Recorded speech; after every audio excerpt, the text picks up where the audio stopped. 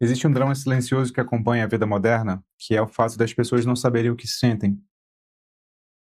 Elas não sabem se amam ou se desejam, elas não sabem se estão tristes ou estão cansadas, elas não sabem se têm ansiedade ou só medo de existir, elas não sabem se elas estão com raiva ou só foram feridas, porque são coisas bastante diferentes. É como se a gente tivesse desaprendido a decifrar o que os filósofos chamavam de alma. Quando você pergunta: "O que eu estou sentindo agora?", a resposta quase sempre é: "Não sei, tenho uma vaga ideia". E o Spinoza diria, aqui no seu livro 3, que é justamente sobre os sentimentos, as afecções, por aqui aparece que somos movidos de muitas maneiras, pelas causas exteriores e que, semelhantes às ondas do mar, movidas por ventos contrários, somos sacudidos, ignorantes do que nos acontecerá e de qual será o nosso destino. Hoje a gente vai entender por que que um analfabeto funcional, do ponto de vista não intelectual, mas do ponto de vista da sua própria emoção, o que eu vou chamar aqui de analfabeto emocional, prejudica quem nós somos e talvez nós sejamos. E como o Spinoza pode ensinar cada um de nós a ler a nós mesmos. Meu nome é Vitor Lima, eu sou seu professor de filosofia de hoje de sempre e isto não é filosofia.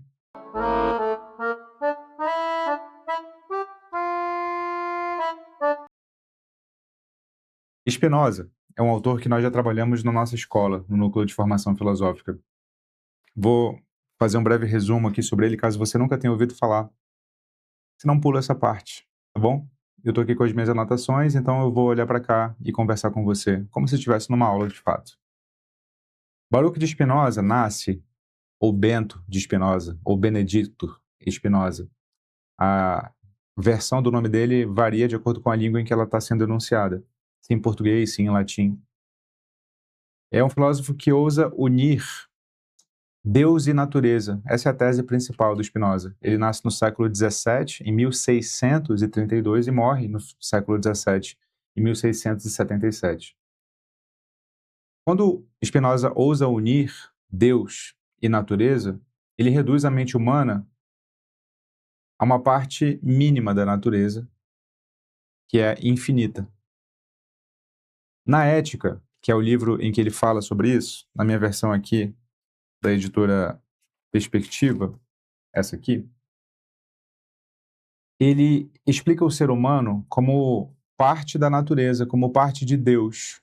Deus e natureza são a mesma coisa. E, portanto, ele explica o ser humano não como um mistério, não como alguém que se move por meio de um livre-arbítrio quase mágico, que não se subordina à lei natural alguma. Ele explica o homem não a partir de uma alma imaterial, mas ele explica o homem como um fenômeno decorrente da natureza, que é o mesmo que dizer que é um fenômeno decorrente de Deus. Só que Deus não é mais sobrenatural, transcendente. Deus é natural e imanente.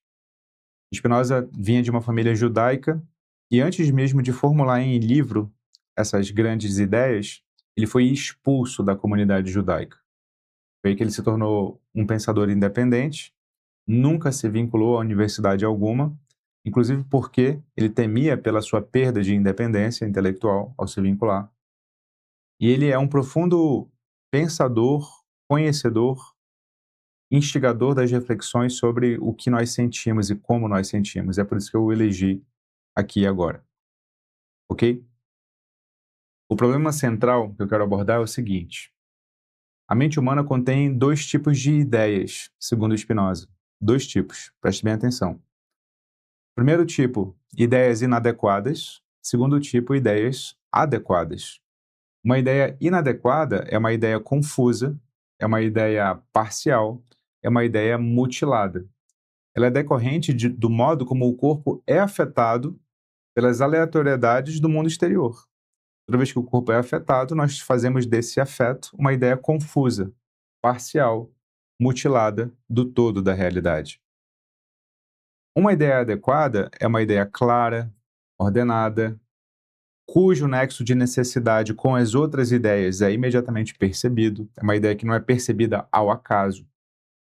Essa é uma ideia formada não por uma afecção de algo externo, mas pela razão. A maior parte da nossa vida emocional, diz o Spinoza, nasce do primeiro tipo de ideia, a ideia inadequada. Você não sabe o que sente, porque você não sabe da onde vem a causa do que você sente. Você sente, mas não entende. Você reage, mas não interpreta essa reação. Você é afetado, mas você não esclarece esse afeto. O resultado é uma servidão emocional, para pegar um vocabulário espinosista aqui. Esse é o problema e eu quero abordar ele por meio de alguns capítulos na reflexão de hoje. E o primeiro capítulo é: o analfabetismo emocional começa no corpo.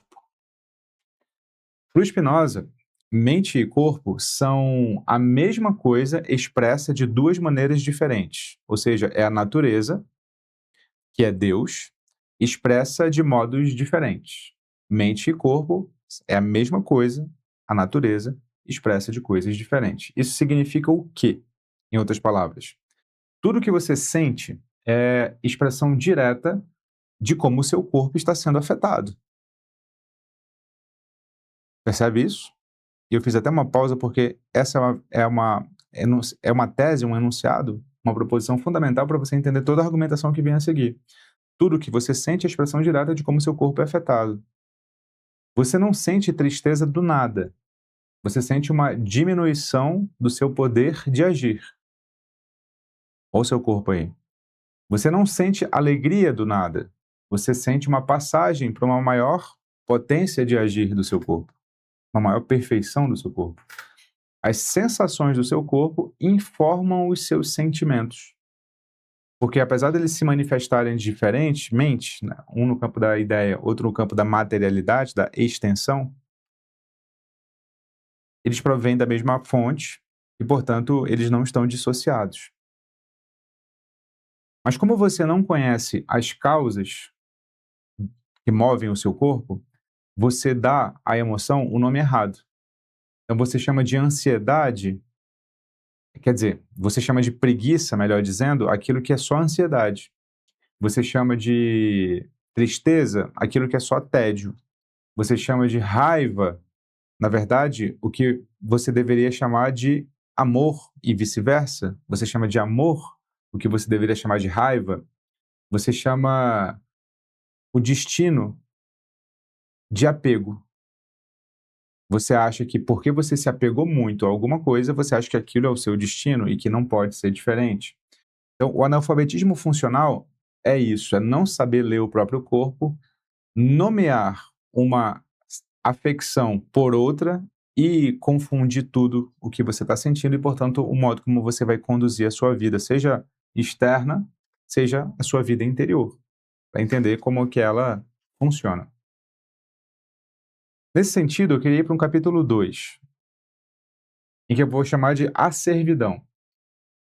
Servidão é quando nós somos movidos por causas externas, segundo Spinoza.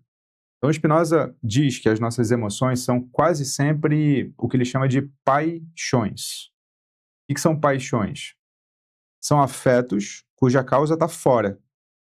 Afetos cuja causa está fora. Um afeto é aquilo que nos move. E às vezes o que nos move vem de dentro e às vezes o que nos move vem de fora. Uma paixão é um afeto, portanto, que vem de fora. O que isso significa? Significa que quando você está vivendo, na maior parte do tempo, você não produz as suas emoções. Você sofre emoções que vêm de fora. E como você não vê essa causa de fora, você acha que esse sentimento é seu. Mas ele não é seu. Ele é marca de uma força externa agindo sobre você. Então, o Spinoza chama isso também de servidão. Servidão. O homem sujeito aos afetos está sob o controle da fortuna. Como se estivesse sob o controle da fortuna. Ou seja, ele não adquire a liberdade possível por um ser humano. A liberdade possível, veremos no Spinoza, não é você fazer o que te dá na telha. É você compreender o que está acontecendo com você. Ainda que seja inevitável. Ainda que seja necessário. Ainda que não haja outro caminho. A liberdade possível para um ser humano é a compreensão daquilo que acontece com ele. Mas um analfabeto emocional viveria como? Viveria só empurrado ou arrastado, reagindo sem compreender. É como se fosse aquela onda do início. Lembra? Aqui no livro 3 do Spinoza? Parece que somos movidos de muitas maneiras pelas causas exteriores e que, semelhantes às ondas do mar movidas por ventos contrários, somos sacudidos, ignorantes do que nos acontecerá e de qual será o nosso destino. Nós somos servos quando caímos nesse estado de coisas. E isso me leva para uma reflexão posterior, que eu vou intitular de capítulo 3. Por que você confunde o que sente? Por que você confunde o que sente? Diz o Spinoza que as nossas primeiras ideias vêm de uma certa imaginação, ou seja, de uma percepção parcial, de uma percepção desordenada daquilo que acontece. Spinoza chama isso de um conhecimento inadequado. Todo conhecimento que é parcial, que é desordenado, que é confuso, é um conhecimento inadequado. E ele provoca erros.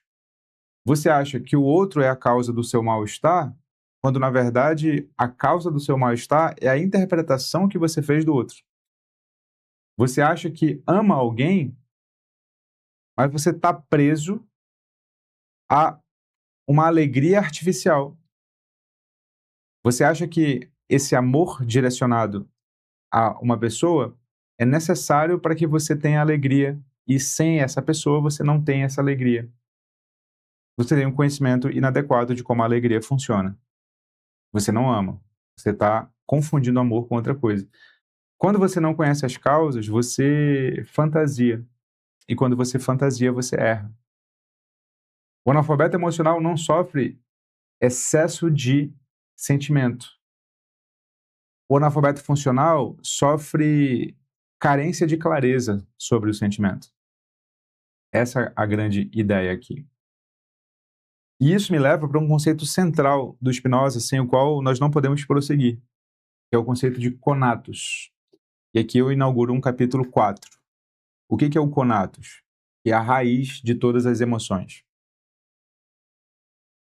O Spinoza diz que é uma lei da realidade o fato de que cada coisa se esforça muito para perseverar sendo o que é, para perseverar existindo.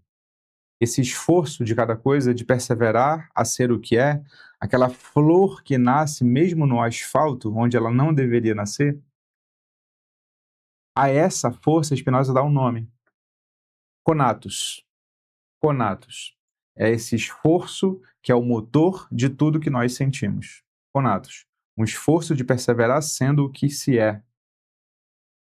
Ele vai ler as emoções à luz desse esforço. A alegria, por exemplo, é uma clara percepção de aumento dessa persistência vital.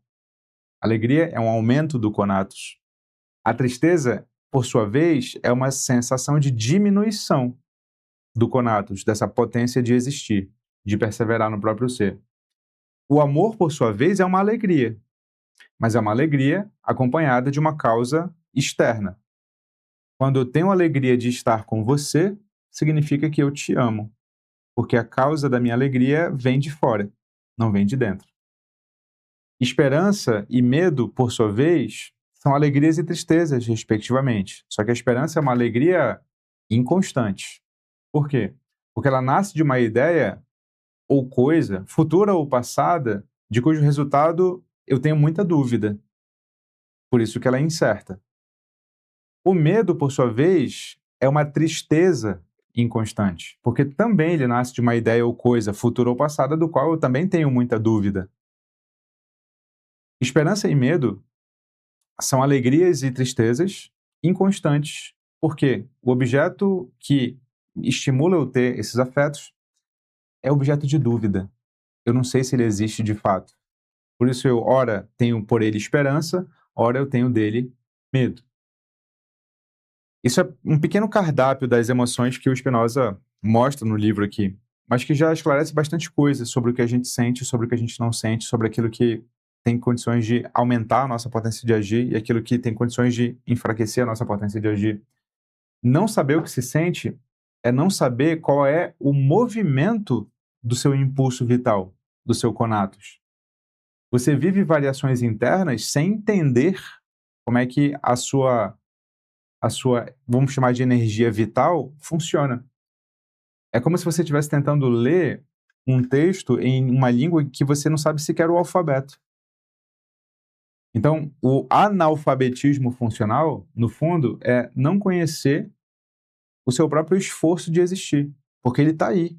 Você se esforça a todo tempo para existir. Você tem conatos. Você tem afetos que fortalecem e que enfraquecem esses conatos. Só que por falta de entendimento, clareza, conhecimento adequado, você confunde um pelo outro e foge de um quando você deveria estar atraindo ou atrai o outro que você deveria estar afastando.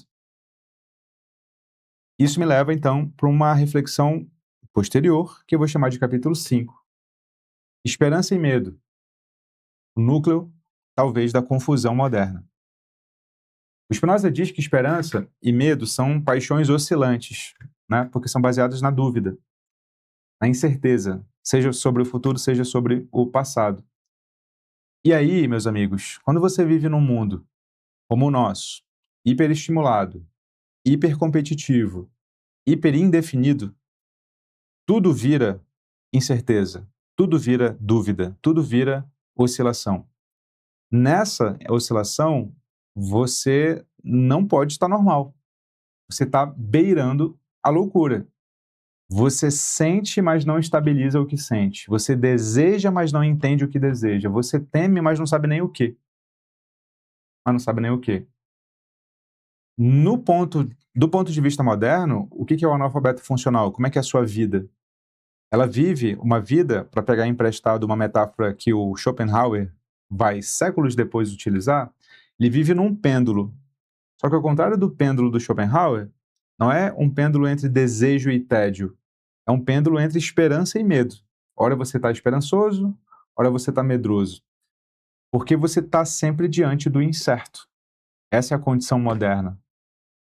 Não tem ponto fixo, não tem causa clara, não tem conhecimento adequado. Não à toa que você sente tanto medo ou que você tem tanta esperança. Ambos são baseados na incerteza. E aí, vamos tentar encaminhar então uma saída. Vamos fazer um capítulo 6, intitulado agora A Saída do Spinoza, que nada mais é, numa frase, do que transformar paixão em ação. A liberdade possível no Spinoza, uma vez que ele entende o homem como um produto natural da natureza, e, portanto, seguindo leis naturais, e, portanto, não tendo a liberdade do livre-arbítrio, que é incondicionada, ele defende que há uma liberdade possível, que não é livre-arbítrio, e que consiste em transformar paixões em ações. Afetos cuja causa não está mais fora de nós, mas dentro de nós. Não é modificar o que aconteceria conosco, é compreender o que aconteceria conosco de modo tal que nós não nos opomos ao que acontecerá.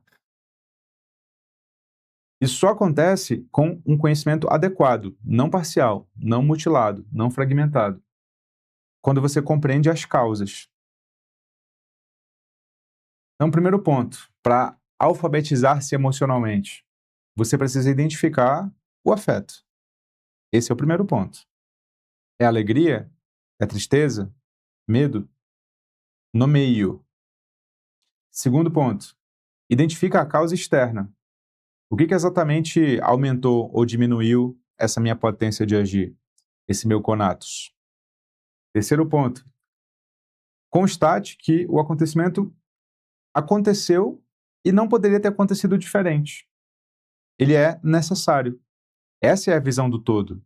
Isso é levar a sério que você é parte da natureza, e não algo que, como se fosse um domínio dentro de outro domínio, o que é uma expressão espinosista. O que é um domínio dentro de outro domínio? É que você deveria seguir as regras do domínio onde você está, as leis da natureza. Mas quando você entende que você tem uma liberdade incondicionada, é como se você constituísse o seu domínio dentro do domínio da natureza, o que é um absurdo. Ou você segue as leis da natureza, ou não. Ou você não está na natureza. É esse o negócio. Todo acontecimento é necessário. Ele não poderia ter acontecido diferente.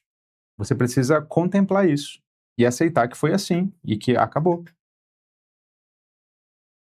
Quarto, reformule o afeto via essa compreensão, via essa razão.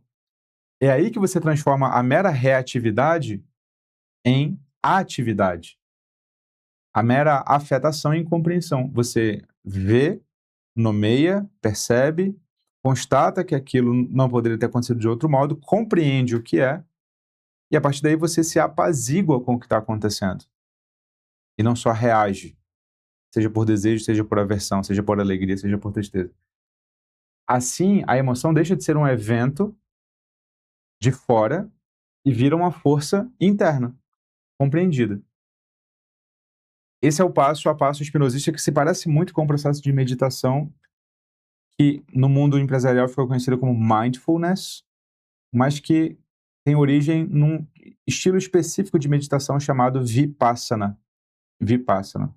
É uma meditação em que você presta atenção na sua respiração e nas sensações do seu corpo com equanimidade, ou seja, sem desejar e sem rejeitar, pelo menos no primeiro princípio. Você está sentindo dor? Não rejeite, observe. Está sentindo um prazer muito acentuado?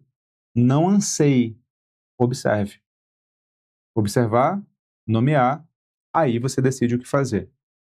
Essa decisão pode ser, inclusive, sim, né, se alegrar, ou pode ser não, eu não quero. Mas quando você pula direto para o eu vou me alegrar, ou eu não quero, você não está agindo, você está reagindo. Spinoza dizia, e aqui vou abrir um breve capítulo 8, chamado O Amor Intelectual.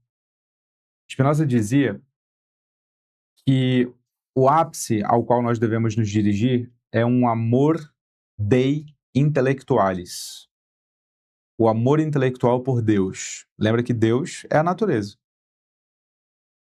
O que ele está dizendo é que a gente precisa compreender a ordem necessária do mundo e aceitar o nosso lugar nela. Quando a gente compreende a ordem do mundo e aceita o nosso lugar nela, esse é o amor intelectual a Deus. É o amor intelectual à natureza. É o amor intelectual à realidade. É a aceitação da realidade como ela se manifesta. Nesse estado, nada se torna insuportável, porque nada é mal interpretado. Aqui seria o auge da alfabetização emocional. A gente não briga mais com a vida, percebe? A gente não briga mais com a vida e a gente não briga mais com a gente mesmo. Esse é o ápice espinosista. Com base nisso, a gente pode encaminhar para uma reflexão final, sem conclusão, mas com bastantes respostas a serem perseguidas. O analfabeto funcional moderno, que é, na verdade, um analfabeto emocional, não sofre por sentir demais, ele sofre porque ele entende de menos. Essa é a questão. Ele sente raiva sem saber de onde, ele sente tristeza sem saber por quê, ele sente amor sem saber o que ama. Ele vive como aquela onda. Lembra que a gente leu mais de uma vez? Movida por ventos que não reconhece. Leio de novo o trecho. Por aqui, aparece que somos movidos de muitas maneiras pelas causas exteriores e que, semelhantes às ondas do mar, movidas por ventos contrários, somos sacudidos ignorantes do que nos acontecerá e de qual será o nosso destino.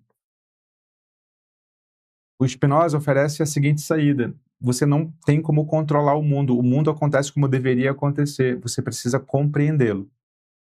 Você não pode lutar contra as emoções que você sente, você pode interpretá-las. Você não pode sufocar o que você sente, porque não existe alma sem corpo e, portanto, não existe pensamento sem sensação. Você precisa descobrir as suas causas. No fim, talvez você perceba que o drama não é só sentir e reagir. O drama é sentir, compreender e, a partir dessa compreensão, agir. E tem uma diferença fundamental entre simplesmente reagir e agir. Essa leitura, essa tradução, essa compreensão, Spinoza dirá, é o começo da liberdade. Essa aqui é uma série de aquecimento para o nosso Clube do Livro 2026, cujo tema central vai ser a solidão. Se você quer entrar no Clube do Livro já com desconto, inclusive, e antes de todo mundo, clica aqui no link abaixo e vai ser direcionado para um grupo específico de super interessados. Lá você vai ter acesso a uma oferta especial. Ok? Nos vemos lá. Não se esqueça, você é o que pensa e, como sempre, fique com Spinoza e, claro, com Sócrates.